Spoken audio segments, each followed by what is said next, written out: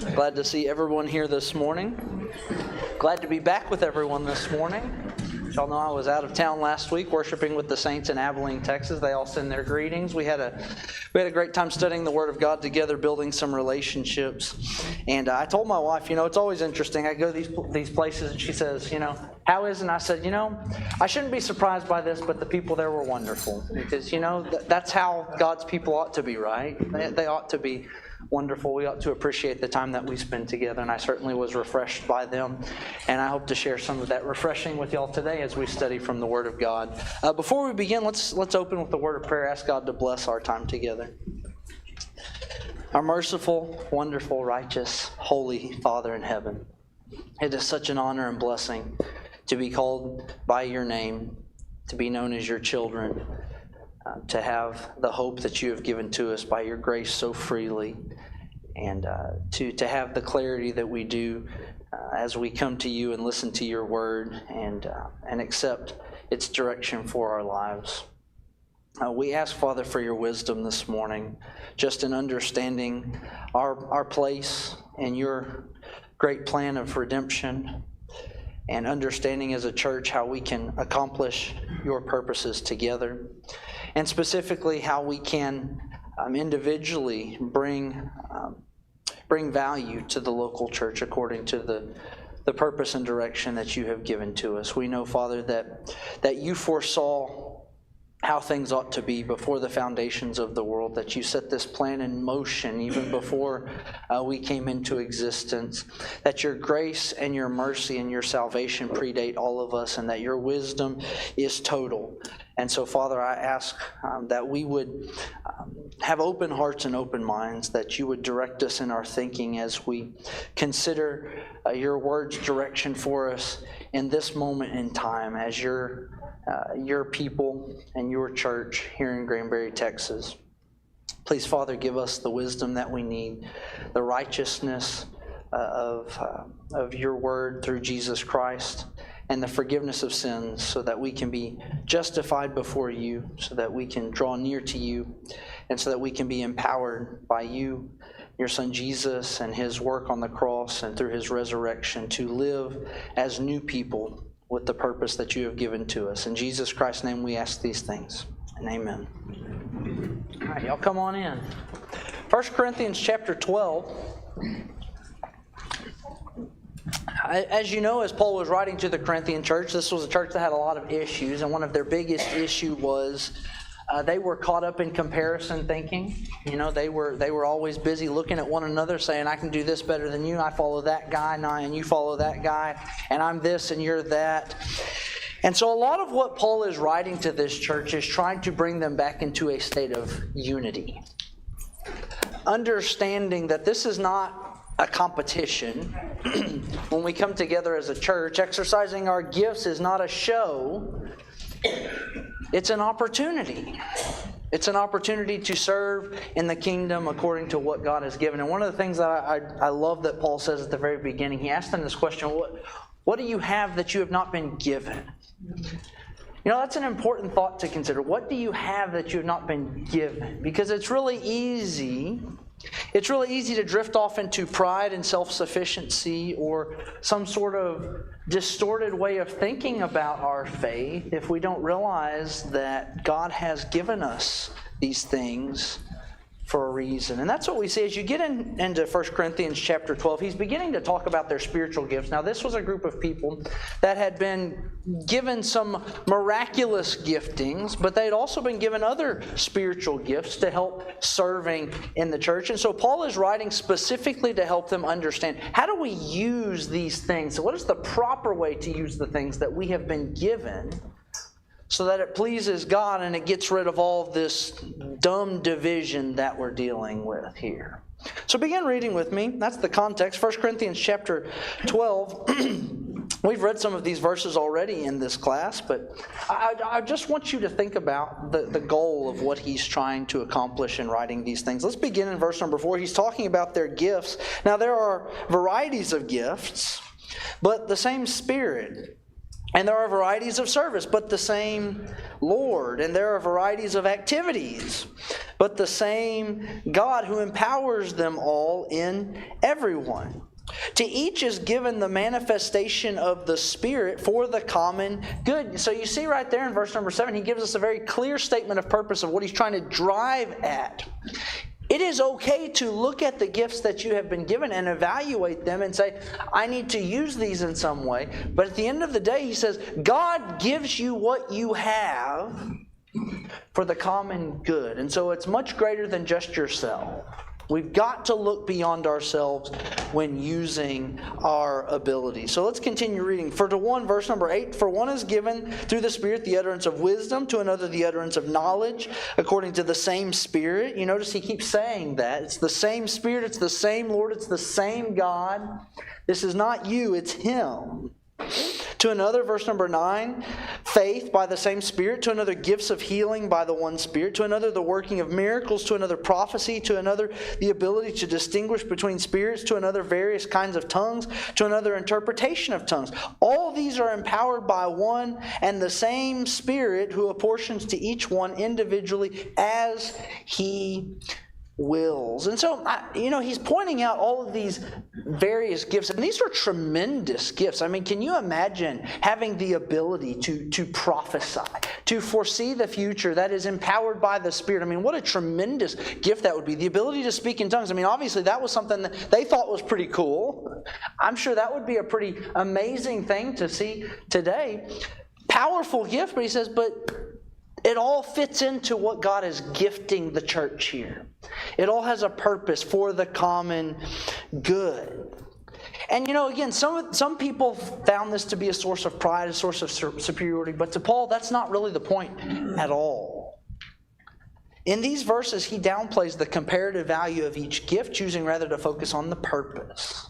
God empowers each member. And he explains this further in detail by using the body metaphor, which we've looked at here. Beginning in verse number 12, he talks about how in the body you have these different members, and they all have different roles, right? And this metaphor is supposed to help us understand, as a church, when we look at one another, we're not supposed to see a bunch of individuals. What we're supposed to see is a body with different parts, right? We've got hands and feet and eyes and ears and mouths, right? We have all of that because we are one. We are one body, not individuals. And without each part doing something, the body would struggle. Notice what he says in chapter 12 and verse number 18. But as it is, God arranged the members in the body, each one of them, as He chose. That's such an important verse as we think about what we do as a church, and as you think about how to practice your zeal and practice your faith in the context of the church. God intentionally put you here. God arranged the body as He chose. There is not a single person in here that can say, well, I don't belong here, or no, I deserve this. No, God arranged it intentionally, implying that we both have a place and a purpose for serving in this church. Now, throughout this class, we've kind of touched on how to use our gifts and to leverage our strengths in general terms, but now we've come to a very practical part of our study. What does it look like? What does it look like for me to practice my zeal in a meaningful way that is both sustainable and productive? And I would argue that as we're thinking about that in this study, our attention must be on the two primary spheres of influence that we have in the family and in the church, because those are two very key relationships that God has designed and arranged for us to be productive and meaningful. We obviously have other spheres of influence, and I don't want you to hear me saying that other circumstances are secondary or somehow less important.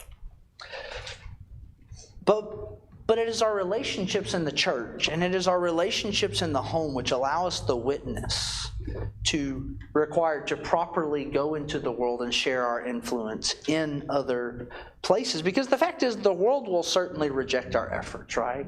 We're going to go out into the world. We're going to try to talk to people about Jesus. Not everybody's going to want to hear that. They rejected Jesus. If they rejected the Master, they're going to reject us. But in the body, if we are working to fulfill the great commandment of Jesus, what we'll find is love and acceptance and peace and a place to operate for God's glory. And so last week in our class, John led us in thinking about how to do that in the family and in the home. And this week, I want to give thought to how we can spread our zeal in the church with one another in this place. All right, got to get my clicker working. I've only been gone a week, and I forget how to use technology. All right, there we go. Got it. All right, so that's what I want to think about this morning. And there's two main thoughts that I really want to track with you this morning. I really hope that we can have a lot of just really good practical discussion about these things. But the first thought that I want to track with you this morning is that spreading your zeal in the church starts with you. It starts with you. You don't need a job title. You don't need an organized program. You don't need somebody giving you their blessing to go and spread your zeal and to practice your faith in the church. It's a personal responsibility that each one of us has. And that's pretty obvious in the family and in the home. You know, those roles are pretty well defined. But that, in my experience, kind of gets obscured a little bit in the church sometimes. You know, I've observed that sometimes we expect other people to provide us opportunities to serve in the church. We have to be given permission to do something before we decide to do things. And we wait. We wait for something to be organized, or we wait for someone to instigate something before jumping in. Now, I'm not suggesting that we can't or shouldn't organize or find encouragement from other people or plug into stuff that is already going on. I think that's a big part of it. But at the end of the day, you can't rely on somebody else to practice your zeal for you. You don't need somebody else to give you permission to practice your zeal. In fact, faith expects that we mature to the place where we take personal responsibility for our service to the Lord. Okay, so spreading your zeal in the church, all the things that we've talked about in this quarter, it starts with you deciding, I'm going to do something with what God has given to me because He has gifted me what He has given me purposefully. And so spreading your zeal starts with you. And the second thought that I want to track this morning is that the practice of zeal is always about thinking ahead.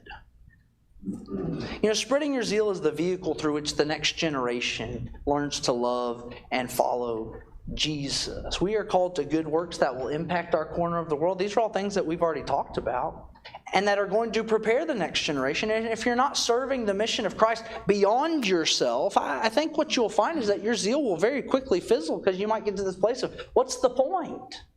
Right? If you're not looking beyond yourself, thinking ahead, your zeal will fizzle out and become a very selfish pursuit.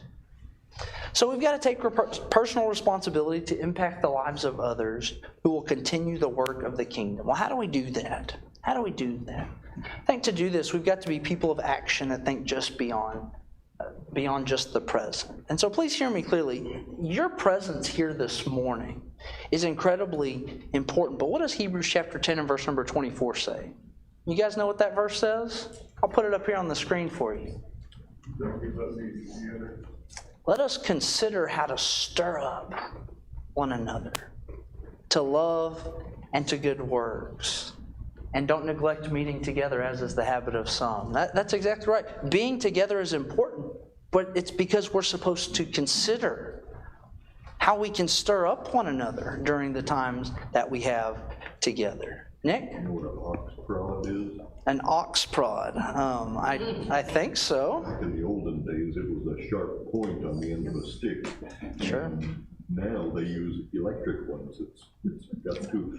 That's the basis of the words to stir up. Is that we intentionally try to get each other to do things to stir up love and good works. Not in a negative way, but encourage each other to do this for each other. Yeah, I'm glad you said that because I brought my ox prod. You're exactly right.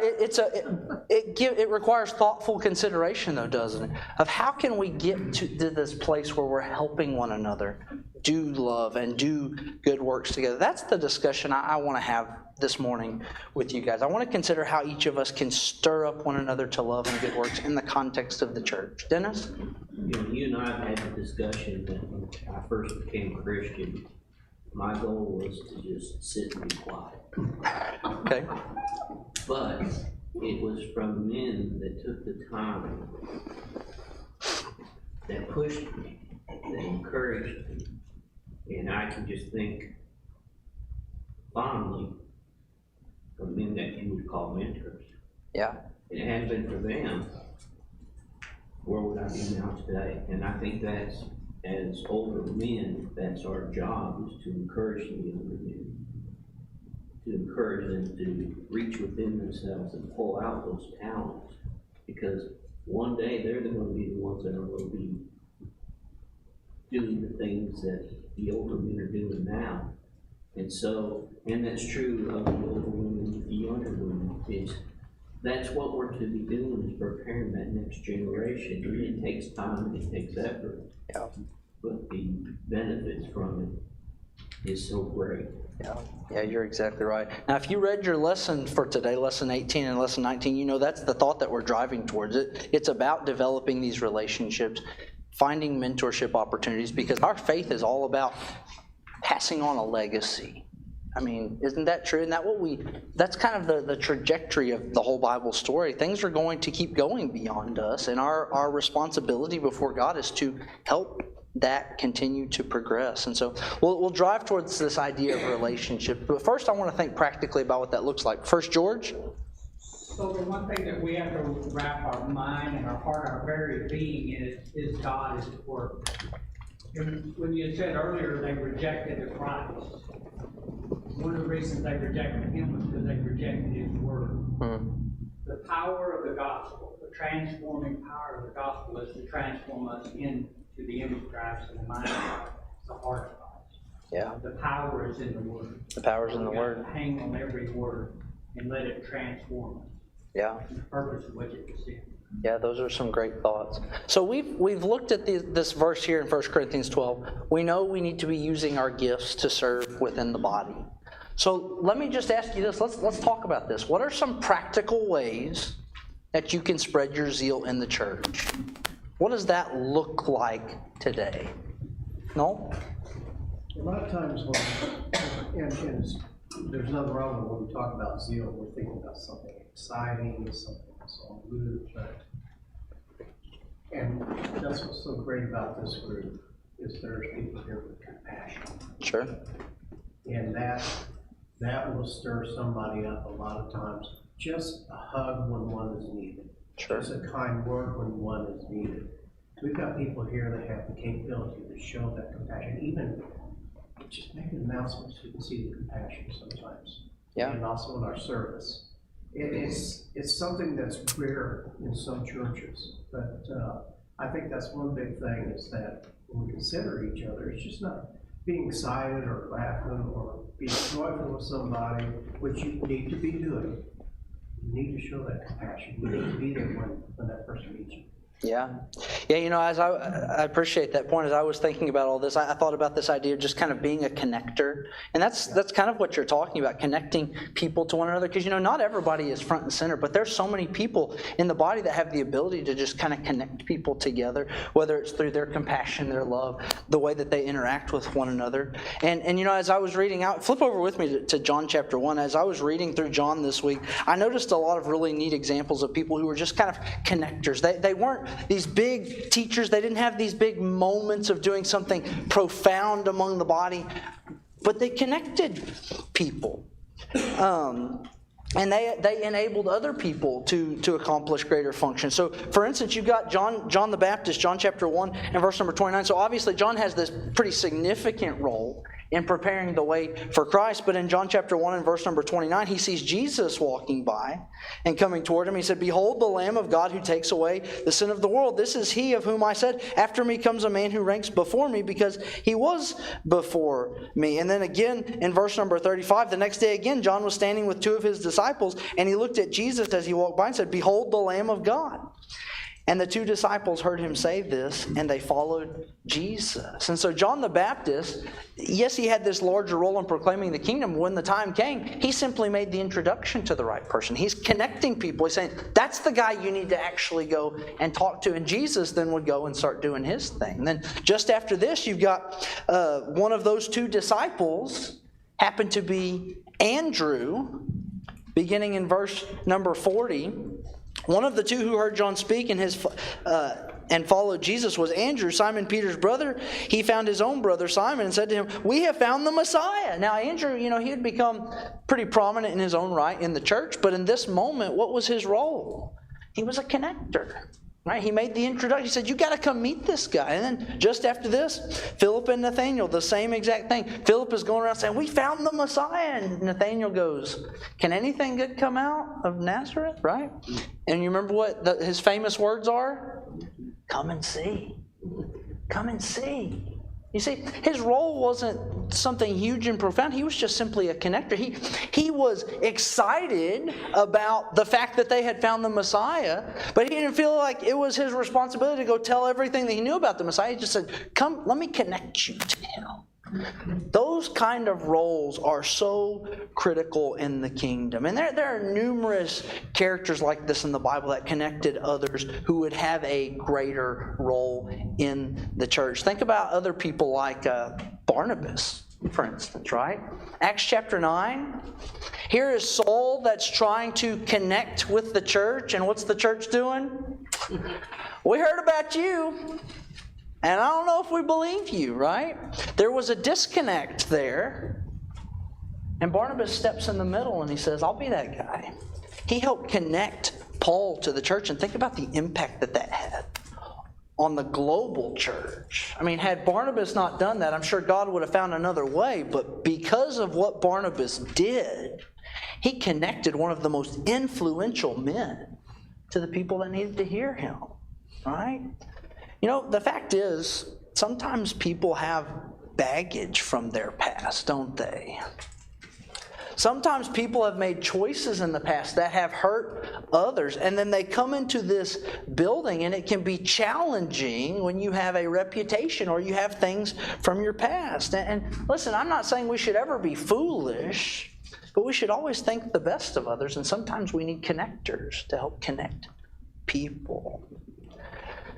And I think about somebody like Aquila and Priscilla with Apollos. Think about how they connected. They connected him. Here was a man who was preaching boldly, but there was a disconnect because he didn't fully understand the gospel of Jesus. And they encouraged him. They clarified his beliefs. And by the end of that episode, they're writing letters of recommendation for this guy. They're standing up for him. They were a thoughtful sounding board to help direct him in a different way. And afterwards, there were many other brethren who vouched for him, allowed him to have an impact in their teaching. So being a connector can be a really important thing that we can do to stir up one another. What are some other ways, some other practical ways that we can stir up one another to love and good works and practice our zeal in the church today? Yeah, go ahead, John. You mentioned it earlier. The biggest part of it is being there, being present, not just slipping in, as Dennis would say, and trying to see how quiet you can be and get out the door as quick as you can, but involve yourself in other people. And it encourages others when they see you there, especially, if it's difficult for you to be there. I think all of us can think of people that we've seen attending services that you wonder, how did they make it here? They're struggling to be here because of health or family situations or whatever, but they make it because it's a priority for them. And that their presence is something that stirs up in us a want to do better. Yeah. The presence is important. The engagement is key, though, isn't it? I mean, would you agree? While you're saying that, I was thinking about Acts chapter 2, Acts chapter 4. These brethren, they're spending time together just day by day, and needs are being met. Well, why are needs being met? Because they're engaging with one another. They're present. They're aware. When you are present with people in that sort of way, it's easy to meet needs, right? It's very easy to meet needs. You got to be here. Yeah, absolutely. Great point, Danny. I'm saying that, just don't think about them on Sunday. Yeah. We're going to be missing some members today. So is everybody reaching out saying, we missed you, where you at, but can we help you? Yeah. Yeah, that's a great thought too. What else? What are some practical ways? Yes, ma'am. I think you could go do some visiting to shut-ins, take them something, flowers, just go sit and visit. Have someone to go with you. Get them out. Just tell them, this is what we're going to do, and they like to have the company. Yeah, choosing to take the initiative. That can be a little scary sometimes, though, can it? Going and doing stuff like that? Yeah, but not for me, but yeah. Maybe not for you, yeah.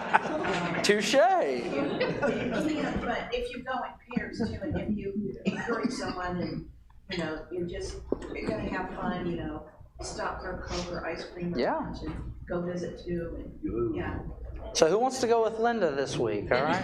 Hey, but you bring up a really good point, because that's one of the ways that we can practice our zeal is we can just plug into what's already going on, because the fact is you have some confidence that not everybody's going to have, right? And going and doing with somebody else can help you to grow in your zeal because you're doing it together with somebody else. It gives you that confidence boost. And the fact is the blessing of being part of a church like this is that you don't have to reinvent the wheel, right? You don't have to say, I don't know what to do. We have lots of good things already kind of happening in the church, and there are plenty of things that you can do. I mean, you think about some of the other things we got going on. We got our kids' classes. There's plenty of stuff that you can do to be involved in, like our kids' classes, teaching, helping. We have in this church, we have an organized group of people that greet folks at the door, that write follow-up letters to people. Did y'all know we had a team of people like that? I don't think everybody knows that we have that. We organized that a long time ago. You can just plug into doing something like that, because those are already good things that are going on, needs that we have, right? We need to be making sure that everybody is okay and taken care of. That's how families ought to operate, right? And there's already people that are doing that work. Plug into stuff that's already going on. And that way you don't feel like you have to take the initiative and everything, because not everybody is like that, right? Not everybody has the confidence, at least not at first. I think as we grow in our zeal and we grow in our abilities and we grow in our awareness of what the church is doing, we begin to take more and more initiative. But initially just plug in. Plug into what's already happening, because there are lots of good things happening in a church like this today. And if you need to figure out a way to practice your zeal, go find somebody and talk to them about it. Get somebody to go with you. Michael? Well, I think very similar to take initiative is if you recognize that you see that church isn't doing something, or this group isn't doing something, and that thing is biblical. Sure. Caveat. We'll take the initiative and start it. Often the case we sit there and say, well, it's not doing, this congregation's not giving me X, and I need this thing. Sure. Go do it. Yeah, that's a great point. Start it. In fact, that's one of the things I had on here. Own the lead in an area of need. Because the fact is, I think we all from time to time, if we're here regularly with the body, we begin to see needs, right? Maybe we're deficient in an area. Maybe there's a group of people that are being neglected. We have those moments where our heart is pricked by those things, right? An observed need. Maybe there's a group of people that are being overlooked. Think about Acts chapter 7. You remember that? There's that group of widows that was being overlooked in the daily distribution. People said, hey, we need to do something about this. And there were people that owned the lead on that. Now, granted, the Holy Spirit kind of stepped in and helped a little bit there. But at the end of the day, if it's nobody's job, if it's everybody's job, it's nobody's job, right? You got to own it. Somebody's got to own it, right? And we have got to be people that, as we're growing in our zeal, we're moved by that. If we see it, then own it. And again, that can be a little bit scary, but it doesn't have to be large scale. I think about, Lydia in the book of Acts chapter 9. You remember her? She had this impact on the widows community. I don't know if she was working with a whole group of people, but obviously she saw a need, she owned it, and man, did she own it. Those people loved her for it. She made the impact that she could in her little corner of the world. I also think about 2 Corinthians chapter 8. We studied that passage recently in a sermon. 2 Corinthians 8 and 9, where there was this need in the church in Jerusalem. Man, and those folks in Macedonia, they said, we will step up and help. They owned that need, and they really had no business owning that need, but they did anyways. And then within that, you got Titus, who seems to step up and be this point man for the effort. Paul commends him. He said, hey man, he's got a heart for this. He has owned this because he sees that it is necessary and it's a need. Listen, when it comes to needs, we need a point man, right? We need point people on these efforts for anything to succeed. And so perhaps you've identified an area of need in this church and you're frustrated nobody's doing anything about it. Maybe that's your cue to step up. Maybe that's your cue. God has given us each gifts, and perhaps your gift is the one that God arranged to plug in right there. Perhaps. Yes, sir. I used to tell my students, I'm a retired high school band director. Okay.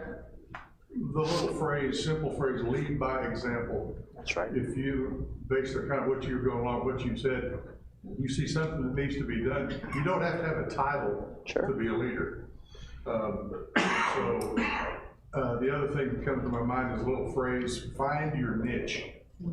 Find something that you're interested in and get involved. Sure. Even if you've got to go knock on their door and say, I want to join you guys in whatever. You know, you've got a gift. Everybody's got a gift of some kind. Maybe we haven't found it yet. Sure. But if we, lead by example, let other people see, that, hey, I'm willing to do that. Yeah. Well, and that goes back to that thought I wanted to track today, and that is practicing our zeal. It starts with you, though, right? I can't force you to do any of that stuff. Nobody can force you to do anything. But I think God certainly prompts us through His Word, and He gives us clarity in situations at times. We need to take initiative. We need to be people. If we're going to have lifelong zeal, initiative is a critical part of that. Okay, what else? I saw another hand somewhere. No? I was going to say also you can be a James Acts 15. You seem to be a mediator. Okay. When Paul and Barnabas came down and there was a discussion going on, it was James that got up and said, listen, this is what's going to happen. I mean, I know he was an apostle, and a lot of times we leave that up to the elders to mediate problems or something going on. Sure. But don't be afraid, don't go looking for it. Sure. But don't be afraid to get together with a couple people who have problems with each other and try to mediate. Yeah. Well, I think if I can build on that too, I think that's a great thought. Also, when you're in that situation, learn to ask really great questions. Right? Just learn to listen and ask great questions. Looking back here at John chapter 1, when those disciples left John and they first start following Jesus, you might expect them to walk up to Jesus and Jesus to say, hi, I'm Jesus, I'm the Messiah, let me tell you all about myself and my mission, right? You know what the first thing Jesus says to them is? What are you seeking? Tell me about you. Interesting that Jesus deflects that attention off of Himself and He wants to know, why are you here? How can I help you? How can I serve you? Because that's how Jesus lived His life, wasn't it? That mentality of serving others. And He did this throughout His ministry. The woman at the well, think about all the questions He asked that woman in John chapter 4. People that had illnesses. I was reading this story earlier about a man who came to Jesus who was blind, and Jesus says, what do you want me to do to you?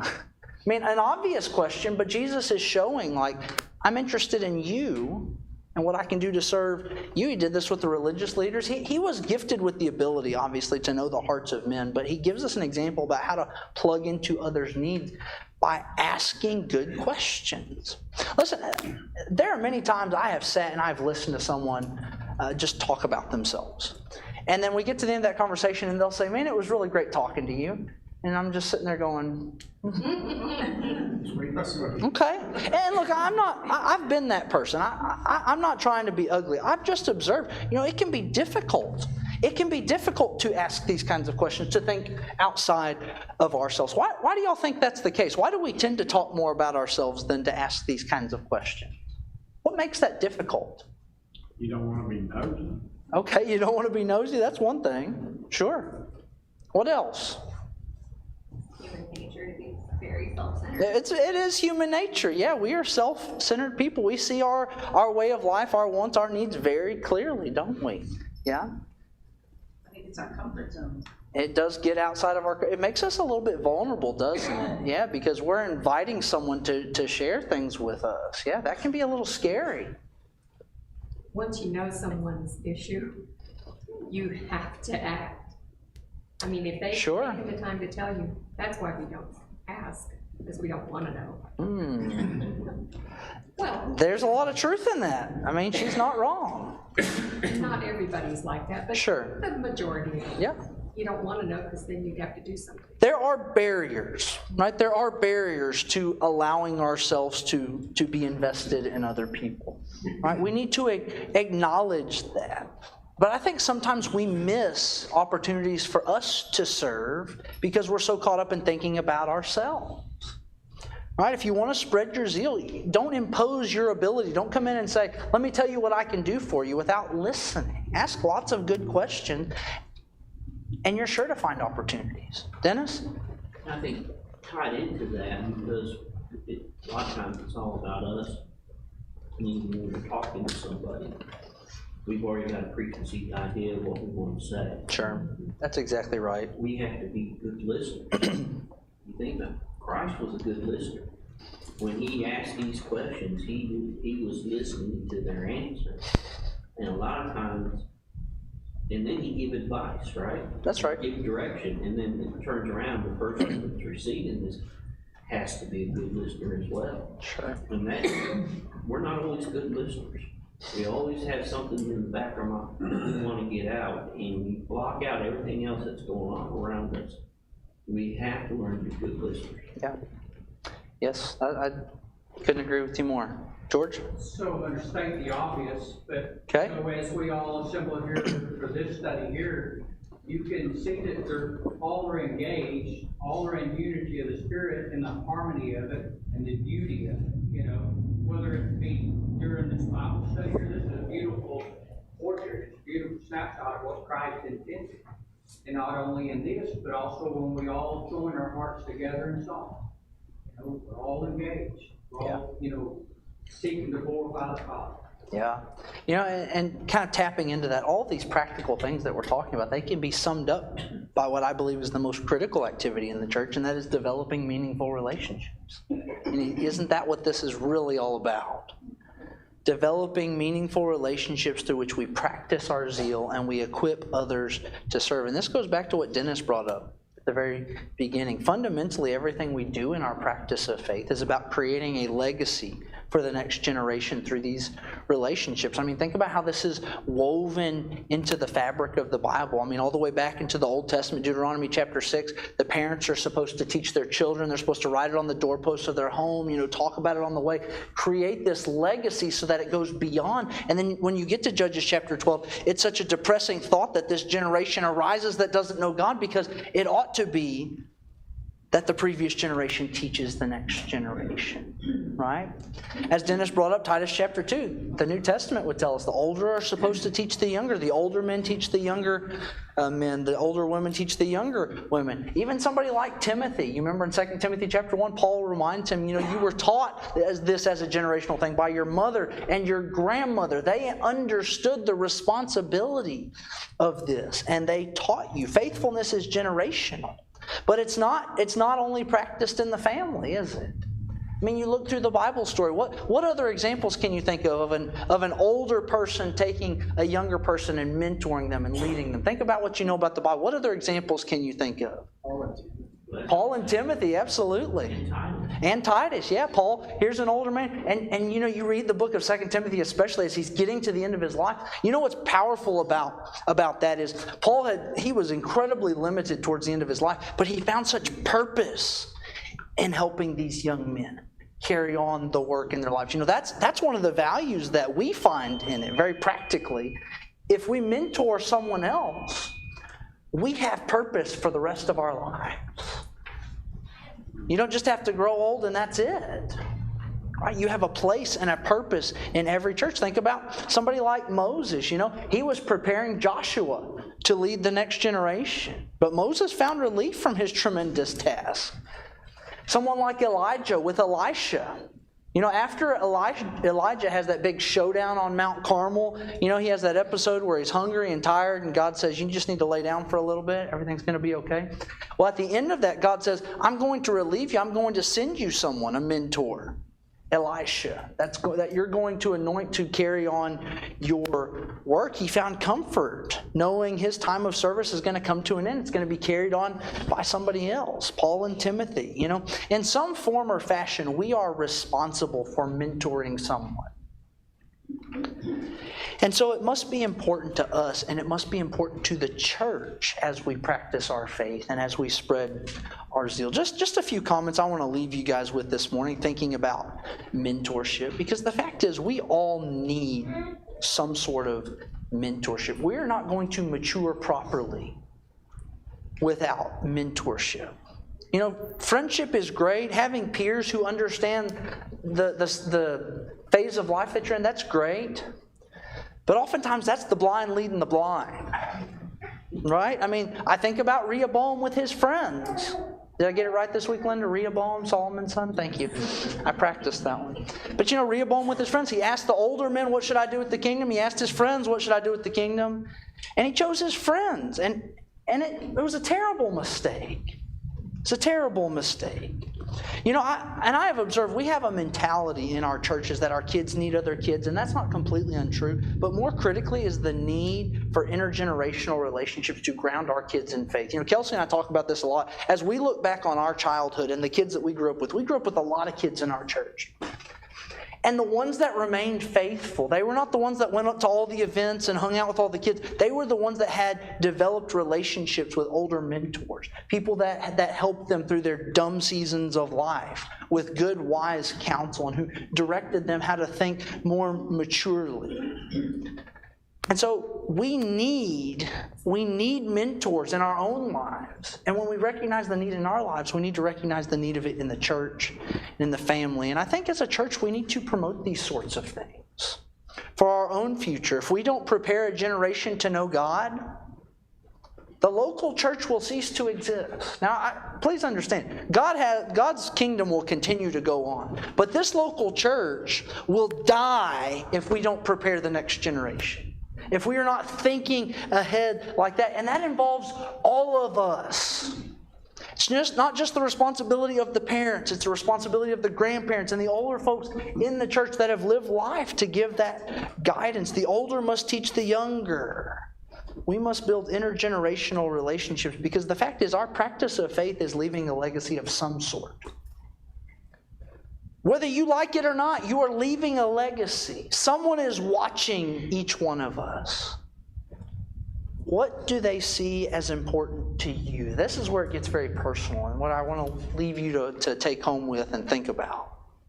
Are you leading spiritually in your sphere of influence? Do your kids see that it's important to be here with the people of God, to serve the people of God? Do your grandkids see that? Do the other people in the church see that? What sort of legacy are you leaving? This is important because this is the model of Jesus. You think about when Jesus first started his ministry, one of the first things that he did, he chose 12 men to follow him. And he poured himself into them day after day after day. He was looking beyond himself because he knew that he was going to die. And he invested himself in these relationships. We ought to be like Jesus. Think about the people that you have influence over and intentionally invest in those. And that's the best way that you can spread your zeal in the church and find lifelong zeal until the day that you die. All right, thank you guys for your thoughts and your comments this morning. Appreciate y'all.